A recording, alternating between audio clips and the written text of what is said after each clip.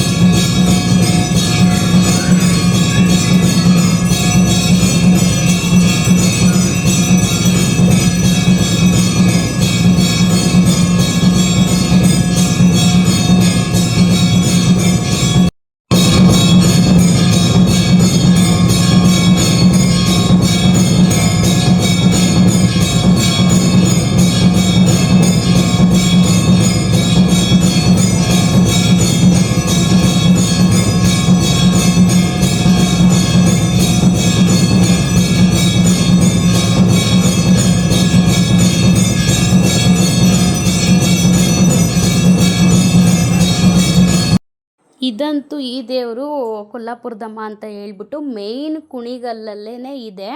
ನಾವೆಲ್ಲೂ ಒಳಗಡೆ ಎಲ್ಲೂ ಹೋಗೋ ಹಾಗೆ ಏನಿಲ್ಲ. ನಿಮಗೂ ಎಲ್ಲ ಚೆನ್ನಾಗಿ ಕಾಣಲಿ ಅಂತಲೇ ಒಳ್ಳೆ ದರ್ಶನನೇ ಮಾಡಿಸಿದ್ದೀನಿ. ಚೆನ್ನಾಗಿ ಆದಷ್ಟು ನನ್ನ ಕೈಲಿ ವೀಡಿಯೋನ ಮಾಡ್ಕೊಂಡಿದ್ದೀನಿ. ನಾವು ಕೊಟ್ಟಿದ್ದ ಮಡ್ಲಕ್ಕಿ ದೇವಿ ಮೇಲೆ ಈ ರೀತಿಯಾಗಿ ಸೀರೆನ ಹಾಕಿದ್ರು. ಝೂಮ್ ಮಾಡಿ ತೋರಿಸಿದ್ದೀನಿ, ನೀವೇ ನೋಡ್ತಾ ಇರ್ಬೋದು. ತುಂಬ ಖುಷಿ ಆಯಿತು. ನಮಗೆ ಎಷ್ಟು ಖುಷಿ ಆಯಿತು ಅಂತ ಹೇಳಿದ್ರೆ, ನಮಗೆ ಕಾಯ್ತಾ ಇದ್ರೇನೋ ಅವರು ಪೂಜೆ ಮಾಡೋದಕ್ಕೆ ಅನ್ನೋಷ್ಟು ಖುಷಿ ಆಯಿತು ನಿಜವಾಗ್ಲೂ. ನಾವು ಹೋಗಿದ್ದು ನೋಡಿದ್ರೆ ಈಗ ಆಲ್ಮೋಸ್ಟ್ ಎಲ್ಲ ಬೆಳಿಗ್ಗೆನೇ ಆಲ್ಮೋಸ್ಟ್ ಪೂಜೆಗಳೆಲ್ಲ ಆಗೋಗ್ಬಿಡುತ್ತೆ ಪ್ರತಿಯೊಂದು ದೇವಸ್ಥಾನಗಳಲ್ಲೂ. ಬಟ್ ಈ ದೇವಸ್ಥಾನದಲ್ಲಿ ಬೆಳಿಗ್ಗೆ ಆಗಿತ್ತೋ ಏನು ಕತೆನೋ ಗೊತ್ತಿಲ್ಲ. ಬಟ್ ನಾವು ಹೋಗಿದ್ದೆ ಸುಮಾರು ಒಂದು 12 ಗಂಟೆ 1 ಗಂಟೆ ಮೇಲೆ ಆಗಿತ್ತು ಅಂತಲೇ ಹೇಳ್ಬೋದು. ನಾವು ಅದು ಕ್ಲೋಸ್ ಆಗಿಬಿಡುತ್ತೆ ಮಧ್ಯಾಹ್ನ ಟೈಮು ಅಂತ ಎದ್ರುಕೊಂಡು ಹೋದ್ವಿ ಎಲ್ಲರೂ. ಹಂಗೂ ನಮ್ಮ ಅತ್ತೆ ನಾನು ಬರಲ್ಲ ಅಂತ ಇದು ಮಾಡ್ತಿದ್ರು. ಇಲ್ಲ ಬನ್ನಿ, ಏನು ಯಾವಾಗ ಹೋಗ್ತಿದ್ವಿ ಬನ್ನಿ ಅಮ್ಮ ಅಂತ ಹೇಳ್ಬಿಟ್ಟು ನಮ್ಮ ಅತ್ತೆ ಕರ್ಕೊಂಡು ನಾನು ನನ್ನ ವಾರ್ಗಿತಿ ನನ್ನ ಮೈದಾ ಎಲ್ಲರೂ ಹೋಗಿ ಪೂಜೆ ಎಲ್ಲ ಮುಗಿಸ್ಕೊಂಡು ಏನು ಹೇಳ್ತಿದ್ದೀನಲ್ಲ, ನಮಗೆ ವೆಯ್ಟ್ ಮಾಡ್ತಿದ್ರೇನೋ ಅನ್ನೋ ಥರ ಇತ್ತು. ಪೂಜೆ ಮಾತ್ರ ಸೂಪರಾಗಾಯಿತು. ಎಲ್ಲ ಮುಗಿಸ್ಕೊಂಡು ಅಲ್ಲಿಂದ ನೆಕ್ಸ್ಟು ಮತ್ತೆ ಇನ್ನೊಂದು ದೇವಸ್ಥಾನಕ್ಕೆ ಹೋಗಬೇಕಿತ್ತು, ಅಲ್ಲಿಗೆ ಹೊರಟಿದ್ವಿ. ನಾನು ಇದನ್ನೊಂದು ಕ್ಲಿಪ್ಪಿಂಗ್ಸ್ ತೊಗೊಂಡಿದ್ದೀನಿ. ಏನಕ್ಕೆ ತೊಗೊಂಡಿದ್ದೀನಿ ಇದನ್ನು ಅಂತ ಹೇಳಿದ್ರೆ, ಇದು ಬಂದು ಈ ಚೌಟ್ರಿ ನಮ್ಮದು ಮದುವೆ ಆಗಿದ್ದು ಚೌಟ್ರಿ. ಸೊ ನಾನು ಅದನ್ನು ತೋರಿಸ್ಬೇಕು ಅಂತಲೇ ಸುಮ್ಮನೆ ಹಂಗೆ ಒಂದು ಕ್ಲಿಪ್ಪಿಂಗ್ಸ್ನ ತಗೊಂಡಿದ್ದಾಯಿತು. ನಮ್ಮ ಮದುವೆ ಆಗಿದ್ದು ಚೌಟ್ರಿ ಅದು, ನಿಮಗೆ ತೋರಿಸ್ಬೇಕು ಅಂತ ಹೇಳ್ಬಿಟ್ಟು ತೋರಿಸ್ದೆ. 10 ವರ್ಷದ ಹಿಂದಿನ ವೀಡಿಯೋ ಅದು. 10 ವರ್ಷದ ಹಿಂದೆ ನಮ್ಮ ಮದುವೆ ಆಗಿದ್ದು ಚೌಟ್ರಿ ಅದು. ಅದಕ್ಕೆ ತೋರಿಸ್ಬೇಕು ಅಂತ ಆಸೆ ಇತ್ತು, ಹಂಗೆ ಒಂದು ಕ್ಲಿಪ್ಪಿಂಗ್ಸ್ ತೊಗೊಂಡೆ ಅಷ್ಟೇನೆ. ಆಮೇಲೆ ಅಲ್ಲೆಲ್ಲ ಪೂಜೆ ಮುಗಿಸಿ ಇನ್ನೊಂದು ದೇವರಿದೆ, ಅಲ್ಲಿಗೆ ಹೋಗೋಣ, ಆ ಹೆಣ್ಣು ದೇವ್ರ ಹತ್ರ ಹೋಗಿ ಅಲ್ಲೂ ಮಡ್ಲಕ್ಕಿ ಕೊಟ್ಟು ಬರೋಣ ಅಂತ ಹೇಳ್ಬಿಟ್ಟು ನೆಕ್ಸ್ಟ್ ಅಲ್ಲಿಂದ ಅಲ್ಲಿಗೆ ಹೊರಟಿದ್ದಾಯಿತು. ಬಾಳೆಹಣ್ಣು ಐತೆ ಅಲ್ಲಿಂದೇ ಇದೆ.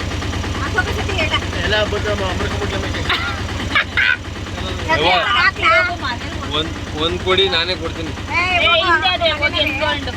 ಪೂಜೆ ಮಾಡಿಸಿರೋದು ಕೊಡಿ ನೋಡಿ ಎಷ್ಟವೆ. ಇದು ಯಾವ ದೇವಸ್ಥಾನ? ಇದು ಹನುಮಂತರಾಯ ದೇವಸ್ಥಾನ, ಚಾಮುಂಡೇಶ್ವರಿ. ಇದು ಕರ್ನಾಟಕ ಸಿರುವಿ ಸಮಾಜ ಕುಣಿಗಲ್.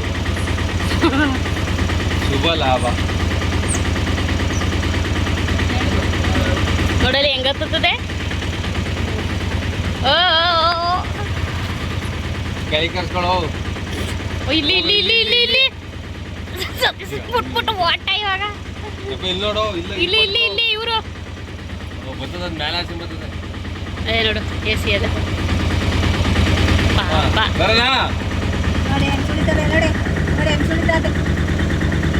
ನೋಡಲಿ ಹೆಂಗ್ ಸುಲಿತದೆ.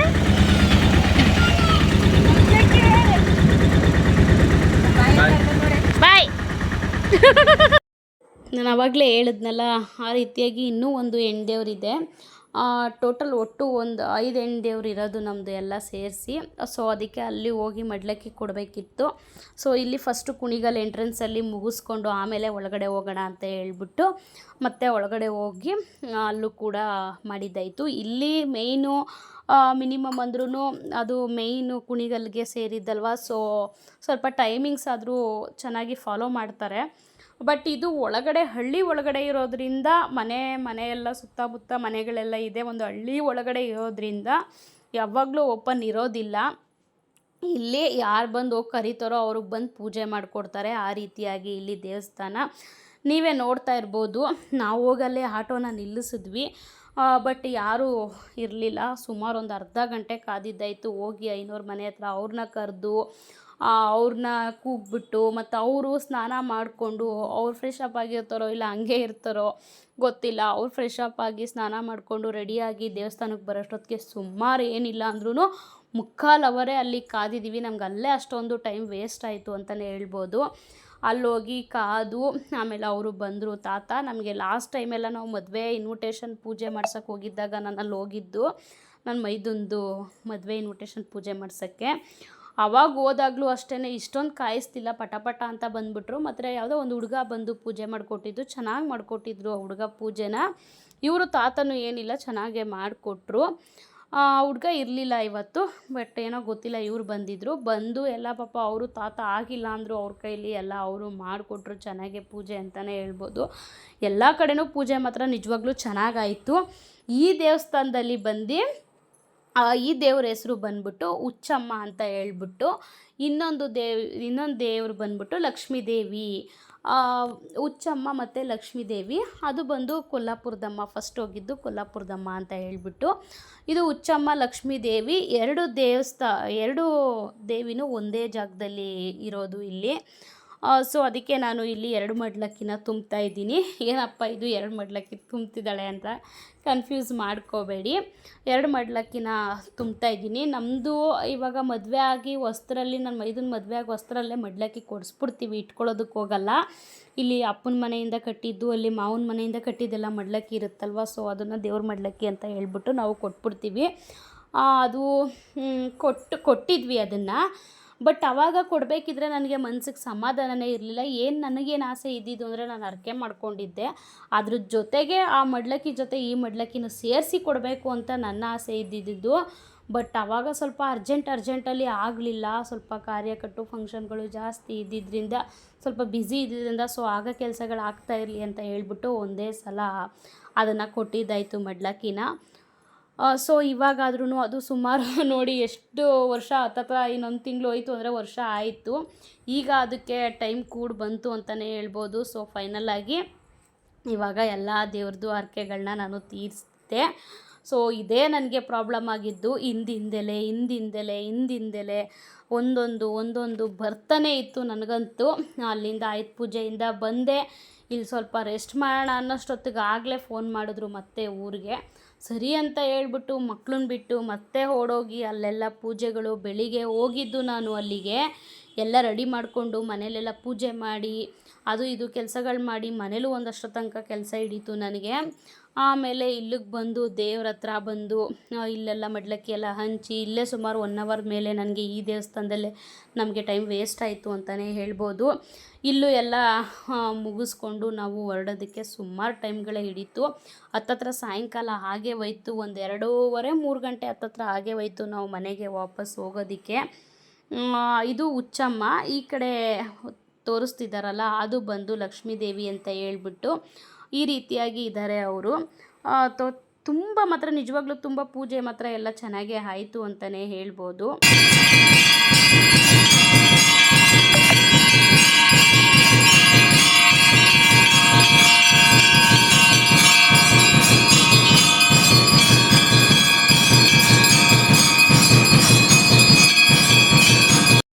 ಅಲ್ಲೂ ಕೂಡ ಎಲ್ಲ ಪೂಜೆ ಎಲ್ಲ ಮುಗಿಸ್ಕೊಂಡು ಇನ್ನು ಡೈರೆಕ್ಟಾಗಿ ಮನೆಗೆ ಹೊರಟಿದ್ದಾಯಿತು.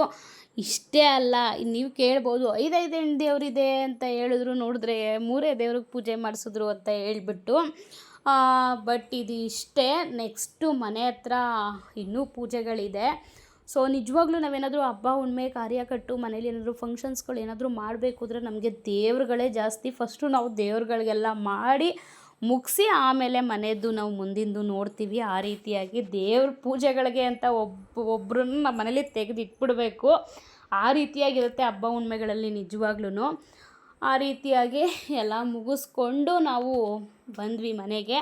ಬಂದು ನಾನು ದೇವ್ರ ಮನೆಯೆಲ್ಲ ರೆಡಿ ಮಾಡಿ ದೇವ್ರಿಗೆಲ್ಲ ದೀಪ ಹಚ್ಬಿಡೋಣ ಪೂಜೆ ಮಾಡಿ ಅಂತ ಹೇಳ್ಬಿಟ್ಟು ದೇವ್ರ ಮನೆಯೆಲ್ಲ ರೆಡಿ ಮಾಡ್ಕೋತಿದ್ದೆ. ಇದೇ ಇವಾಗ ನಿಮಗೆ ಗೊತ್ತಾಗ್ತಾ ಇರುತ್ತೆ ಅಂತ ಅನಿಸುತ್ತೆ. ನಿಜವಾಗ್ಲೂ ನಾನು 2 ಮಕ್ಳನ್ನ ಕಟ್ಕೊಂಡು ಇದನ್ನೆಲ್ಲ ಮೇಂಟೈನ್ ಮಾಡಿಕೊಂಡು ಎಷ್ಟು ಕಷ್ಟ ಇರುತ್ತೆ ಅಂದರೆ ನನಗೆ ಅದಕ್ಕೆ ಸ್ವಲ್ಪ ಪ್ರಾಬ್ಲಮ್ ಆಗಿದೆ ಎಡಿಟಿಂಗು ಅಂದರೆ ಸುಮ್ಮನೆ ಆಗೋದಿಲ್ಲ. ಮಿನಿಮಮ್ ಅಂದ್ರೂ ಒಂದು ವೀಡಿಯೋ ನಾನು ಮಿನಿಮಮ್ ಒಂದು 20 ಮಿನಿಟ್ಸ್, ಒಂದು 15 to 20 ಮಿನಿಟ್ಸ್ ವೀಡಿಯೋನ ನಾನು ಅಪ್ಲೋಡ್ ಮಾಡ್ತೀನಿ ಅಂತ ಹೇಳಿದ್ರೆ ನನಗೇನಿಲ್ಲ ಅಂದರೂ 1 hour 1.5 hour ಬೇಕೇ ಬೇಕು. ಅದನ್ನು ಎಡಿಟಿಂಗ್ ಮಾಡಿ ಅದಕ್ಕೆ ವಾಯ್ಸ್ ಓವರ್ ಕೊಟ್ಟು ಅದಕ್ಕೆ ಥಂಬ್ನೈಲ್ ರೆಡಿ ಮಾಡಿ ಅದನ್ನೊಂದು ವೀಡಿಯೋನ ನಾನು ರೆಡಿ ಮಾಡ್ತೀನಿ. ಅದ್ರ ಜೊತೆಗೆ ಶಾರ್ಟ್ಸ್ಗೊಂದು ವೀಡಿಯೋ ರೆಡಿ ಮಾಡಬೇಕು. ಅದಷ್ಟು ನಾನು ರೆಡಿ ಮಾಡ್ತೀನಿ ಅಂದರೆ ಮಿನಿಮಮ್ 1.5 hour 2 hours ನನಗೆ ಬೇಕೇ ಬೇಕು ಟೈಮು. ಅಷ್ಟು ಟೈಮ್ ನಾನು ಎಲ್ಲಿಂದ ತೊಗೊಬರಲಿ? ನಿಜವಾಗ್ಲೂ ತುಂಬ ಅಂದರೆ ಅಲ್ಲಿದ್ದೇ ಮುಗಿಸ್ಕೊಬಿಟ್ಟಿದ್ರೆ ನನಗೆ ಸ್ವಲ್ಪ ಈಸಿ ಆಗ್ತಿತ್ತು. ಬಟ್ ನಾನು ಸ್ವಲ್ಪ ಬ್ಯುಸಿ ಆಗಿದ್ದರಿಂದ ವೀಡಿಯೋಗಳು ತುಂಬ ಉಳ್ಕೊಬಿಡ್ತು. ಅದೊಂದು ಪ್ರಾಬ್ಲಮ್ ಆಯಿತು. ನೀವೇ ನೋಡ್ತಾ ಇರ್ಬೋದು, ಅಲ್ಲಿಂದ ಪೂಜೆ ಎಲ್ಲ ಮಾಡಿಸ್ಕೊಂಬಂದು ಮನೆ ಹತ್ರನೂ ಕೂಡ ಹೆಣ್ಣು ದೇವ್ರುಗಳಿತ್ತು. ಸೊ ಅದಕ್ಕೆ ಬಂದು ತಂಬಿಟ್ಟು ಬರುತ್ತಲ್ವ, ತಂಬಿಟ್ಟು ಆರತಿ ಕೂಡ ಮಾಡಬೇಕಿತ್ತು. ಸೊ ಅದೊಂದು ಸ್ವಲ್ಪ ಲೇಟಾಯಿತು. ಅದು ಏನೋ ಒನಕೆಯಲ್ಲಿ ಒಳ್ಕಲ್ಲಲ್ಲಿ ಹಾಕ್ಬಿಟ್ಟು ಅಕ್ಕಿ ಎಲ್ಲ ಹಿಡ್ದು ಚೆನ್ನಾಗಿ ಬೆಲ್ಲ ಎಲ್ಲ ಹಾಕಿ ಹಿಡ್ದು ಈ ರೀತಿಯಾಗಿ ಟಮಟ ಅಂತ ಹೇಳ್ಬಿಟ್ಟು ಮಾಡಿದರು. ರೌಂಡ್ಗೆ 5 ಉಂಡೆನೋ 6 ಉಂಡೆನೋ ಏನೋ ಬಂದಿತ್ತು. ಅದನ್ನೆಲ್ಲ ತೊಗೊಂಡೋಗಿ ನೀರಿರೋ ಜಾಗ ಇರುತ್ತಲ್ವ, ಸುಮಾರು ಜನಕ್ಕೆ ಗಂಗಮ್ಮ ಅಂತ ಹೇಳಿ ಮಾಡ್ತಾರೆ. ಸುಮಾರು ಜನಗಳಿಗೆ ಗೊತ್ತಿರುತ್ತೆ, ಒಬ್ರಿಗೆ ಗೊತ್ತಿರಲ್ಲ ಆಲ್ಮೋಸ್ಟು. ಈ ಥರ ಎಲ್ಲ ನಿಜವಾಗ್ಲೂ ನಾವು ನಮ್ಮ ಅಮ್ಮನ ಮನೆ ಸೈಡೆಲ್ಲ ಬಂದು ಮಂಡ್ಯ ಸೈಡು. ಸೊ ನಮ್ಮ ಕಡೆ ಸೈಡ್ ಈ ಥರ ಎಲ್ಲ ಮಾಡೋದು ಇಲ್ಲ. ನಮ್ಗೆ ಇದ್ರ ಬಗ್ಗೆ ಎಲ್ಲ ಗೊತ್ತೂ ಕೂಡ ಇರಲಿಲ್ಲ. ಈಗ ನಾನು ತಿಳ್ಕೊತಾ ಇರೋದು ಒಂದೊಂದೇ. ಬಟ್ ನಮ್ಮ ಕಡೆ ಎಲ್ಲ ಈ ರೀತಿ ಎಲ್ಲ ಮಾಡೋದಿಲ್ಲ. ಹೆಣ್ದೇವ್ರು ಏನಿದೆಯೋ ಅದು ಪೂಜೆ ಅಷ್ಟೇ, ಗಂಡ್ದೇವ್ರು ಏನಿದೆಯೋ ಅದು ಪೂಜೆ ಅಷ್ಟೇ. ಅದು ವರ್ಷಕ್ಕೆ 1 ಸಲನೋ ವರ್ಷಕ್ಕೆ 2 ಸಲನೋ ಯಾವಾಗಾದರೂ ಮೂಡ್ ಬಂದಾಗ ಹೋಗಿ ಬರೋದು ಈ ರೀತಿಯಾಗಿ. ಬಟ್ ನಮ್ಮ ಊರಲ್ಲಿ ನಿಜವಾಗ್ಲೂ ನಮ್ಮ ಗಂಡನ ಮನೆ ಊರಲ್ಲಿ ನಿಜವಾಗ್ಲೂ ಆ ರೀತಿ ಇಲ್ಲ. ನಾವು ಏನಾದರೂ ಒಂದು ಹಬ್ಬ ಹುಣ್ಣಿಮೆ ಮಾಡ್ತೀವಿ ಅಂದರೆ ಪದೇ ನಾವು ದೇವ್ರುಗಳು ನೆನೆಸ್ಕೋತಾನೆ ಇರಬೇಕು. ಅದು ಹೇಳ್ತಿದ್ದೀನಲ್ಲ, ದೇವ್ರುಗಳು ಮಾಡೋಕ್ಕೆ ಒಬ್ಬ ಮನುಷ್ಯನ ಇಟ್ಬಿಡ್ಬೇಕು ನಾವು ಹಬ್ಬದ ದಿನಗಳಲ್ಲಿ. ನಿಜವಾಗ್ಲೂ ಅಷ್ಟು ದೇವ್ರುಗಳಿದೆ ಅಂತಲೇ ಹೇಳ್ಬೋದು. ನೆಕ್ಸ್ಟು ಅಲ್ಲಿಂದ ನೀರಿರುತ್ತಲ್ಲ, ನೀರಿರೋ ಜಾಗಕ್ಕೆ ಹೋಗಿ ಇನ್ನೂ 2 ಸೀರೆ ಹೇಳಿದ್ನಲ್ಲ ನಾನು, ಆ ಸೀರೆನ ಇಟ್ಟು ಅಲ್ಲಿ ಬೆನಕ ಅಂತ ಹೇಳ್ಬಿಟ್ಟು ಗಣೇಶನ ಮೊದಲನೇ ಪೂಜೆ ಗಣೇಶನಿಗೆ ಅಂತ ನಾವು ಹೇಳ್ತೀವಿ. ಸೊ ಆ ರೀತಿಯಾಗಿ 3 ಒಂದು ಚಿಕ್ಕ ಪುಟಾಣಿ ಕಲ್ಲುಗಳನ್ನ ಬೆನಕ ಅಂತ ಹೇಳ್ತಾರೆ ನಮ್ಮ ಕಡೆ. ಅದನ್ನು ಬೆನಕನ್ನೆಲ್ಲ ಪೂಜಿಬಿಟ್ಟು ಅದಕ್ಕೆಲ್ಲ ಅರಿಶಿನ ಕುಂಕುಮ ಇಟ್ಟು ಪೂಜೆ ಎಲ್ಲ ಮಾಡಿ ಅದನ್ನು ರೆಡಿ ಮಾಡಿ ಈ ರೀತಿಯಾಗಿ ಇತ್ತು. ಅದು ಬಂದು ನೀರಿನ ತಡೆ ಹತ್ರನೇ ಹೋಗಿ ಮಾಡಬೇಕು ಅಂತ ಹೇಳಿದ್ರು. ಅಲ್ಗೊಂದು ತಂಬಿಟ್ಟು ಆರತಿ ಅಂದರೆ ಉಂಡೆಗಳನ್ನೆಲ್ಲ ಮಾಡಿಕೊಂಡು ಉಂಡೆಗಳನ್ನೆಲ್ಲ ಮಾಡಿಕೊಂಡು ಅಲ್ಲಿಗೆ ಹೋಗ್ಬಿಟ್ಟು ಅಲ್ಲಿ ಕ್ಲಿಪ್ಪಿಂಗ್ಸ್ ಒಂದೊಂದು ತೆಗ್ದಿದ್ದೀನಿ, ನೀವೇ ನೋಡ್ತಾ ಇರ್ಬೋದು. ನಮ್ಮ ಅತ್ತೆ ನೀನೇ ಮಾಡು ಪರವಾಗಿಲ್ಲ. ಲಾಸ್ಟ್ ಟೈಮ್ ನಮ್ಮ ಮೈದುಂದು ಮದುವೆ ಆದಾಗ ಕೂಡ ಹುಡುಗಿಗೆ ನಾವು ಮಾಮೂಲಿ ಧಾರೆಗೆ ಮತ್ತು ರಿಸೆಪ್ಷನ್ಗೆಲ್ಲ ಸೀರೆ ತೆಗಿತೀವಲ್ವ, ಆ ಸೀರೆ ಆ ಹುಡುಗಿಗೆ ನಾವೇನು ಒಡವೆ ಮಾಡಿಸಿರ್ತೀವಿ, ತಾಲಿ ಕಿವಿ ಓಲೆ, ನಾವೇನು ಹುಡುಗಿಗೆ ಒಡವೆ ಮಾಡಿಸಿರ್ತೀವಿ ಆ ಒಡವೆ ಆ ಸೀರೆಗಳನ್ನೆಲ್ಲ ತೊಗೊಂಡೋಗಿ ಇದೇ ರೀತಿಯಾಗಿ ನನ್ನ ಮೈದುನ ಮದುವೆಲೂ ಕೂಡ ನಾನು ನಿಂತು ಎಲ್ಲ ನೋಡಿಕೊಂಡು ಎಲ್ಲ ಪೂಜೆಗಳನ್ನೆಲ್ಲ ನಾನೇ ಮಾಡಿದ್ದೆ. ಸೊ ಅದು ನಮ್ಮ ಅತ್ತೆ ಹೇಳಿದ್ರು, ಮಾಮೂಲಿ ಯಾವಾಗ ಮಾಡಿದ್ವಲ್ಲ ಅದೇ ರೀತಿಯೇ ನೀನೇ ಮಾಡು ಅಂತ ಹೇಳಿದ್ರು. ಸೊ ಅದಕ್ಕೆ ನಾನೇ ಪೂಜೆ ಎಲ್ಲ ಮಾಡಿದೆ. ಪೂಜೆ ಮಾತ್ರ ನಿಜವಾಗ್ಲೂ ಸೂಪರಾಗಾಯಿತು. ಎಲ್ಲ ಪೂಜೆಗಳು ಚೆನ್ನಾಗಾಯಿತು ಅಂತಲೇ ಹೇಳ್ಬೋದು. ನಾವೇನಾದರೂ ಒಂದು ಮಾಡ್ತೀವಿ ಅಂದರೆ ಅದಕ್ಕೆ ತಕ್ಕನಂಗೆ ನಮ್ಮ ಮನ್ಸಿಗೆ ನೆಮ್ಮದಿ ಕೊಟ್ಟರೆ ನಿಜವಾಗ್ಲೂ ಎಷ್ಟು ನೆಮ್ಮದಿ ಆಗುತ್ತೆ. ಏನಾದರೂ ಒಂಚೂರು ಅಷ್ಟು ಖುಷಿಯಿಂದ ನಾವೆಲ್ಲ ಮಾಡ್ತಿದ್ದಾಗಲೇ ಏನಾದರೂ ಮಧ್ಯದಲ್ಲಿ ಸ್ವಲ್ಪ ಏನಾದರೂ ಬಂದ್ಬಿಡ್ತು ಅಂದರೆ ನಿಜವಾಗ್ಲೂ ಬೇಜಾರಾಗೋಗುತ್ತೆ. ಆ ರೀತಿಯಾಗಿ ಏನು ನಮಗೆ ಮನಸ್ತಾಪಗಳೇ ಆಗಲಿಲ್ಲ. ಎಷ್ಟು ನೀಟಾಗಿ ಎಲ್ಲ ಚೆನ್ನಾಗಾಯಿತು ಅಂದರೆ ತುಂಬ ಖುಷಿಯಾಯಿತು. ನನ್ನ ಮೈದುನ ಮದುವೆಯಲ್ಲಿ ನಾನು ಮಾಡಿದ್ದೆ ಇದನ್ನೆಲ್ಲನೂ ಅದೇ ಥರನೇ ಅಂತ ಹೇಳಿದ್ರು ನಮ್ಮ ಅತ್ತೆ. ಸೊ ಅದಕ್ಕೆ ಸರಿ ಆಯಿತು ಅಂತ ಹೇಳ್ಬಿಟ್ಟು 2 ಸೀರೆ ಇಟ್ಟು ಮಾಡಬೇಕಿದ್ದಕ್ಕೆ ಅಂತ ಹೇಳಿದರು. ಸೊ ನಾನು ಅದಕ್ಕೆ ಅಲ್ಲಿಗೆ 2 ಸೀರೆ, ನನ್ನ ಹರಕೆ ಇತ್ತಲ್ವ, ಸೊ 3 ಸೀರೆ, ಅದು 3 ಸೀರೆ ಎಲ್ಲ ಸೇರಿಸ್ಬಿಟ್ಟು ತೊಗೊಂಡೋಗಿದ್ದಾಯಿತು. ಅದನ್ನೆಲ್ಲ ನೀರಿನ ತಡೆ ಹತ್ರ ಇಟ್ಟು ಎಲ್ಲ ಪೂಜೆ ಮಾಡಿ ಎಲ್ಲ ಮುಗಿಸ್ಕೊಂಡು ಇನ್ನೂ ಒಂದು ಹೆಣ್ಣು ದೇವರಿತ್ತು. ಬಟ್ ಅದು ಬಂದು ನಾನ್ ವೆಜ್ಜು, ಕೋಳಿ ಏನೋ ಕುಯ್ಬೇಕಂತೆ ಅದಕ್ಕೆ. ಸೊ ಅದಕ್ಕೆ ಅದಕ್ಕೆ ಕೋಳಿ ಶಾಂತಿ ಕೊಡಬೇಕು ಅಂತ ಹೇಳಿದ್ರೆ ಇದು ಬಂದು ಇಲ್ಲಿ ಮಾಡ್ತಿರೋದು ವೆಜ್ಜು. ಅದಕ್ಕೆ ಫಸ್ಟು ವೆಜ್ಜೆಲ್ಲ ಮುಗಿಸ್ಕೊಂಬಿಡೋಣ. ಅದು ಕೋಳಿ ಕುಯ್ದು ಮಾಡೋದು ಅದು ಮುಸ್ಸಂಜೆ ಟೈಮಲ್ಲಿ ಮಾಡೋದಂತೆ. ಸೊ ಅದಕ್ಕೆ ಇದನ್ನೆಲ್ಲ ಮುಗಿಸ್ಕೊಂಬಿಡೋಣ, ಲಾಸ್ಟಲ್ಲಿ ಅದನ್ನು ಮಾಡೋಣ ಅಂತ ಹೇಳ್ಬಿಟ್ಟು ನಾವು ಫಸ್ಟು ಇದನ್ನೆಲ್ಲ ಮುಗಿಸ್ಕೊಂಡು ಆಮೇಲೆ ನೆಕ್ಸ್ಟು ಮತ್ತೆ ಮನೆಗೆಲ್ಲ ಹೋಗಿ ನಾವೆಲ್ಲ ಪೂರ್ತಿ ಅವತ್ತಿನ ದಿನ ಪೂರ್ತಿ ಎಲ್ಲರೂ ಉಪವಾಸ ಇದ್ವಿ. ಏನಿಲ್ಲ ಅವ್ರ ಮನ್ಸು ಖುಷಿ ಊಟ ಮಾಡ್ಕೊಂಡು ಮಾಡ್ಬೋದು, ಏನೋ ನನಗೇನೋ ಗೊತ್ತಿಲ್ಲ, ತಿನ್ನಬೇಕು ಅಂತ ಅನ್ನಿಸ್ತಿಲ್ಲ. ಸೊ ಅದಕ್ಕೆ ನಾನು ಊಟನೇ ಮಾಡೋದಕ್ಕೆ ಹೋಗಲಿಲ್ಲ ಅವತ್ತೆಲ್ಲ ಪೂರ್ತಿ. ಇವೇನೋ ಸ್ವಲ್ಪ ಬಾಯಾರಿದಾಗ ನೀರು ಕೂಡ ಕುಡಿಬಾರ್ದು ಅಂತಲೇ ಮಾಡ್ತಿದ್ದೆ, ಬಟ್ ಬಾಯಾರಿದಾಗ ಆಗಲಿಲ್ಲ ನನಗೆ. ಒಂದು ಸ್ವಲ್ಪ ನೀರು ಕುಡ್ಕೊಂಡು ಹಂಗೆ ಎಲ್ಲ ಪೂಜೆ ಎಲ್ಲ ಮಾಡಿ ಮುಗಿಸ್ಕೊಂಡಿದ್ದಾಯಿತು ಅವತ್ತು. ಇನ್ನು ಲಾಸ್ಟು ಮೂಮೆಂಟಲ್ಲಿ ಇನ್ನೊಂದು ದೇವರಿತ್ತು, ಅದನ್ನು ಮುಸ್ಸಂಜೆ ಟೈಮಲ್ಲಿ ಮತ್ತೆ ಇಲ್ಲೆಲ್ಲ ಮುಗಿಸ್ಕೊಂಡು ಮನೆಗೆ ಹೋಗಿ ಅದಕ್ಕೆ ಬಂದು ತಂಬಿಟ್ಟು ಆರತಿ ಥರ ಮಾಡ್ಕೋಬೇಕು. ಇದಕ್ಕೆ ಉಂಡೆ ಥರ ಮಾಡಿದರು, ಅದಕ್ಕೆ ಆರತಿ ಥರ ಮಾಡಿ ಕೋಳಿ ಎಲ್ಲ ರೆಡಿ ಮಾಡಿಕೊಂಡು ಮುಸ್ಸಂಜೆ ಟೈಮಲ್ಲಿ ಹೋಗಿ ಅದಕ್ಕೊಂದು ಜಾಗ ರೆಡಿ ಮಾಡಿಕೊಂಡು ಅಲ್ಲೂ ಕೂಡ ಬೆಣ್ಕನ್ನೆಲ್ಲ ಪೂಜಿ ಅಲ್ಲಿ ಕೋಳಿನ ಶಾಂತಿ ಕೊಟ್ಟು ಪೂಜೆ ಮಾಡಿ ಬರ್ತಾರೆ ಅಲ್ಲಿ. ಬಟ್ ನಾನು ಅಲ್ಲಿಗೆ ಹೋದಾಗ ನಾನು ಯಾವುದೇ ರೀತಿ ವೀಡಿಯೋಸ್ಗಳಾಗಲಿ ನಾನು ಯಾವುದೇ ರೀತಿ ಕ್ಲಿಪ್ಪಿಂಗ್ಸ್ಗಳಾಗಲಿ ನಾನು ತೆಗೆದಿಲ್ಲ. ಯಾಕೋ ಗೊತ್ತಿಲ್ಲ, ನನಗೆ ಬೇಡ ಅನ್ನಿಸ್ತು, ಅದೆಲ್ಲ ಏನಕ್ಕೆ ತೋರಿಸೋದು ಬೇಡ ಅನ್ನಿಸ್ತು. ಸೊ ಅದರಿಂದ ನಾನು ಸುಮ್ಮನಾಗ್ಬಿಟ್ಟೆ. ಇವಾಗ ಮೊದಲೇ ಹೇಳ್ತಾರಲ್ಲ ಪ್ರಾಣಿ ಬಲಿ ಕೊಡೋದು ಅದನ್ನೆಲ್ಲ ಇದರಲ್ಲೆಲ್ಲ ಹಾಕಬಾರ್ದು ಮಾಡಬಾರ್ದು ಅಂತ. ಸೊ ಅದಕ್ಕೋಸ್ಕರನೋ ಏನೋ ನನಗೆ ಗೊತ್ತಿಲ್ಲ, ಒಟ್ಟಿನಲ್ಲಿ ನನಗೆ ಅದನ್ನು ತೆಗಿಬಾರ್ದು ಅನ್ನಿಸ್ತು. ಸೊ ನಾನು ಅದ್ರದ್ದು ಯಾವುದೇ ರೀತಿ ವೀಡಿಯೋಗಳು ಮಾಡ್ಕೊಳ್ಳಿಲ್ಲ, ಕ್ಲಿಪ್ಪಿಂಗ್ಸ್ಗಳು ತೆಗೆದಿಲ್ಲ, ಏನೂ ಮಾಡಿಲ್ಲ. ಸದ್ಯಕ್ಕಿಷ್ಟು ಪೂರ್ತಿ ನೆಮ್ಮದಿಯಾಗೈತಲ್ಲ, ನನಗದೊಂದು ಶಾಂತಿ ಸಿಕ್ತು, ಖುಷಿ ಆಯಿತು ಅಂತಲೇ ಹೇಳ್ಬೋದು. ಈ ರೀತಿಯಾಗಿ ನಂದು ದಿನಗಳು ನೀವೇ ನೋಡ್ತಾ ಇದ್ದೀರಾ. ಈ ವಿಡಿಯೋಗಳು ಮಾಡಿ ಒಂದು ವಾರ ಆಗಿದ್ರೂ ನನಗೆ ವೀಡಿಯೋಗೆ ಅಪ್ಲೋಡ್ ಮಾಡೋಕ್ಕಾಗ್ತಾಯಿಲ್ಲ. ಇನ್ನೂ ಇಲ್ಲಿಂದ ಎಲ್ಲ ಬಂದು ಸಂಡೇ ಅಲ್ಲಿಂದ ಸಂಡೇ ಅಂತೂ ಬರೋದಕ್ಕಾಗಲಿಲ್ಲ, ಊಟ ಮಾಡಿಬಿಟ್ಟು ಮಲ್ಕೊಂಬಿಟ್ಟೆ.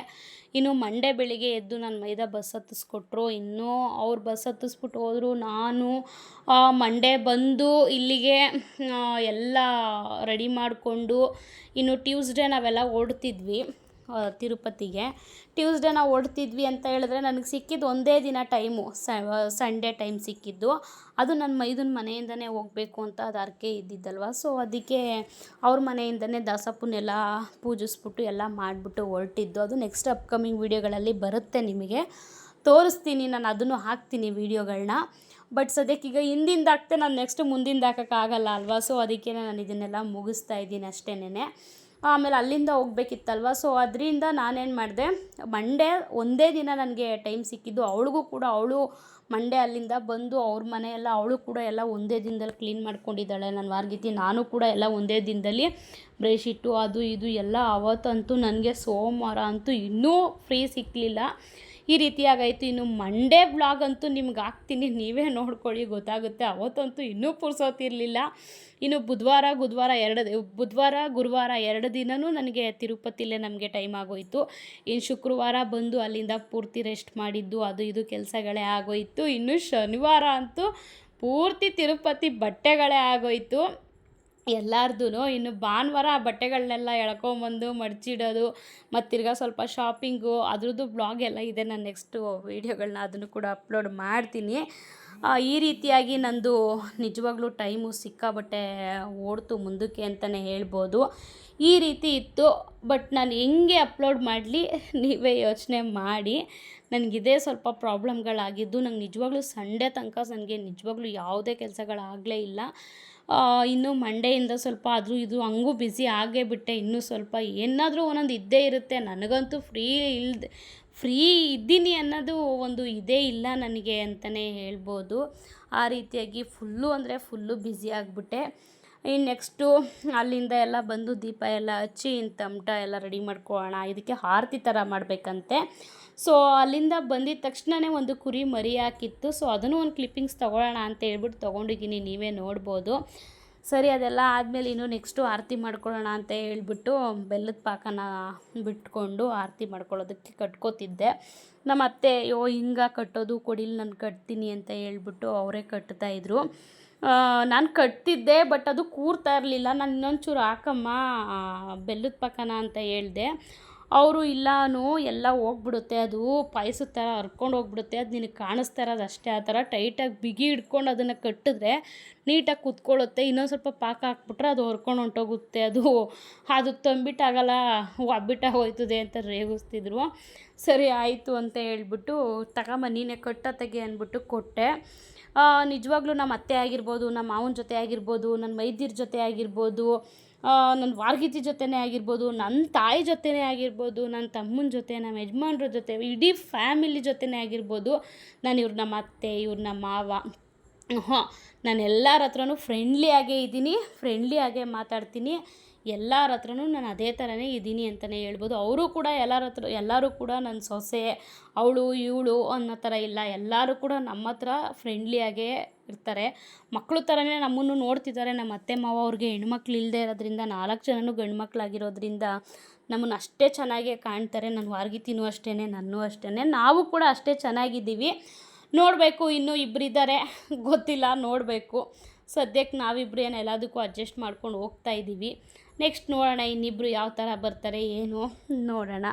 ನನ್ನ ಚಾನಲ್ನ ಏನಾದರೂ ಹೊಸ್ದಾಗಿ ಯಾರಾದರೂ ನೋಡ್ತಿದ್ರೆ ದಯವಿಟ್ಟು ಸಬ್ಸ್ಕ್ರೈಬ್ ಮಾಡ್ಕೊಂಡು ನೋಡಿ. ನನ್ನ ವೀಡಿಯೋಸಿಂದ ಏನಾದರೂ ಸ್ವಲ್ಪನಾದರೂ ಮೋಟಿವೇಶನ್ ಸಿಗ್ತಿದೆ, ಯೂಸ್ಫುಲ್ ಆಗ್ತಿದೆ ಅಂತ ಹೇಳಿದ್ರೆ ಲೈಕ್ ಮಾಡೋದನ್ನು ಮಾತ್ರ ಮರಿಬೇಡಿ. ದಯವಿಟ್ಟು ಸಪೋರ್ಟ್ ಮಾಡಿ ಅಂತ ಕೇಳ್ಕೊತೀನಿ. ಇದಿಷ್ಟು ಇವತ್ತಿನ ವೀಡಿಯೋ ಆಗಿತ್ತು. ಮತ್ತೆ ನಾಳೆ ವೀಡಿಯೋದಲ್ಲಿ ಭೇಟಿ ಆಗೋಣ. Thank you for watching. Bye.